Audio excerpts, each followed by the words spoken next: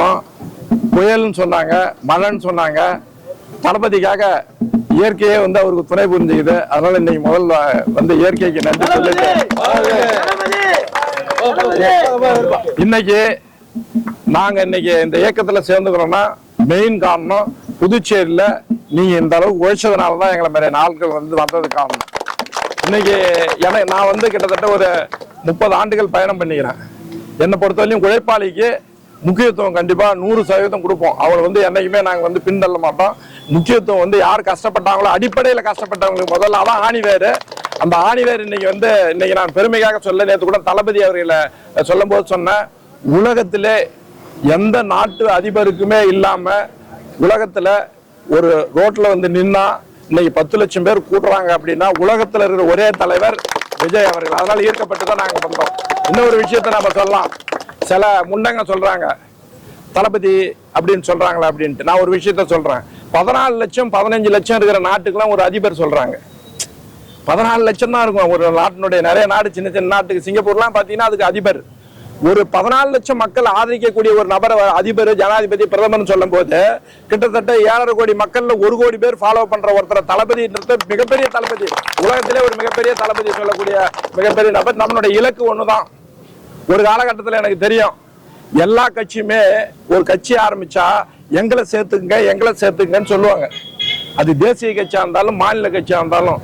முதல் முறையா இந்திய வரலாற்றில் ஒரு கட்சிய எங்க கூட வாங்கன்னு கூப்பிடக்கூடிய ஒரே கட்சி தளபதி இருக்கிற வெற்றி கழகம். அது ஒன்றும் மாற்று கருத்து கிடையாது. இதான் உண்மை.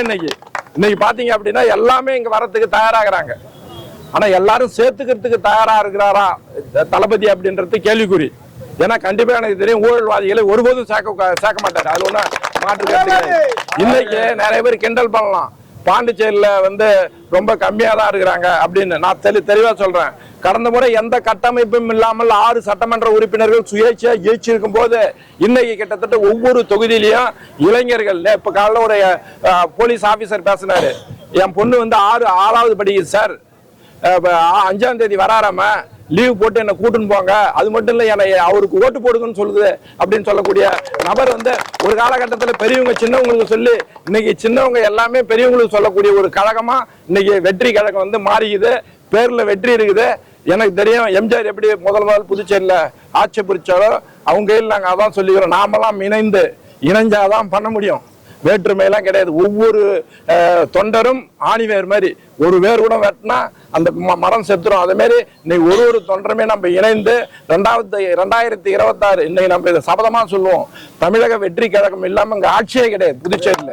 அதுக்கு நம்ம இன்னையில இருந்து நாங்க எல்லா பகுதிக்கும் வரோம், எல்லாரையும் சந்திக்கிறோம், எல்லாரையும் ஒற்றுமை பண்ணி முதன்மையான கட்சியா வந்து நம்ம தமிழக வெற்றி கழகம் வந்து முதன்மை கட்சின்றதை வந்து ப்ரூவ் பண்ணோம். அசானா எம்எல்ஏ அவர்கள் ஃபர்ஸ்ட் டைம் தைரியமா முதல் ஆதரவு கொடுத்தது அவரு.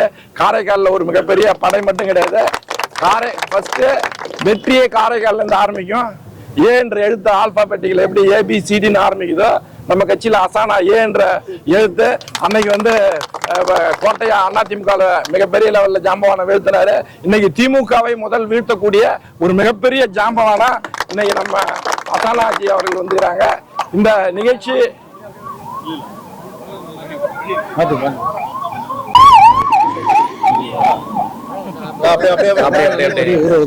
இந்த நிகழ்ச்சிக்கு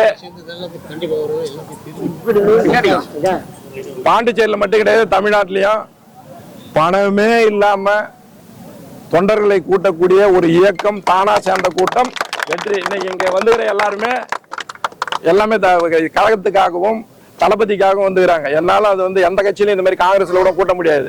இது வந்து இன்னமும் அதிகமாகும். 5ஆம் தேதி வராரு, யோசிச்சு பாருங்க. கரூர் சம்பவத்துக்கு பிறகு 5ஆம் தேதி முதல் கால வைக்க வேண்டிய இடம் புதுச்சேரி. பாரதியாரும் அரவிந்தரும் வாழ்ந்த மண்ணுக்கு வராரு.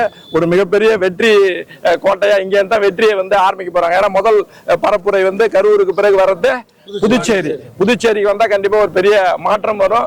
அதனால தளபதிக்கு வந்து இந்த 5ஆம் தேதி ஒரு மிகப்பெரிய வெற்றி விழாவா நம்ம வந்து இந்த பகுதியில் நம்ம எல்லாரும் சேர்ந்து முடிவு பண்ணோம். இந்த நிகழ்ச்சிக்கு முடிஞ்சு நம்ம சித்தானந்த கோயில் நிர்வாகி யார் வேணா வரலாம். அது முடிஞ்ச உப்பளத்தில் உள்ள அம்பேத்கர் சிலைக்கு வந்து நம்ம மாலை போட்டு நிகழ்ச்சி வந்து நிறைவு செய்யறோம். வந்த அத்தனை பேருக்கும் வந்து மிகப்பெரிய நன்றி. இது இல்லாம நாங்க தொகுதியில கண்டிப்பா எல்லார் வீட்டுக்கும் கண்டிப்பா வரோம். கண்டிப்பா இயக்கத்தை கண்டிப்பா வளர்ப்போம். இன்னிலிருந்து நாம ஒரு முடிவு பண்ணோம். நாம யாரை சந்திச்சாலும் வாங்க என் கையில, வாங்க நம்ம கையில. நம்ம மிகப்பெரிய விஷயம் வந்து இளைஞர்கள் கொண்ட ஒரு ஆட்சி புதுச்சேரியில் வரணும் அப்படின்னா ஒவ்வொரு தெருவுக்கும் ஒவ்வொரு வார்டுக்கும் புதிய நபர்கள் நிறைய பேர் வரத்துக்கு காத்துனுக்குறாங்க.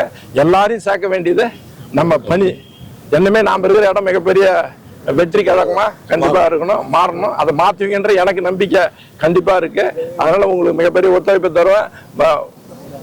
ஓகே, நன்றி, வணக்கம்.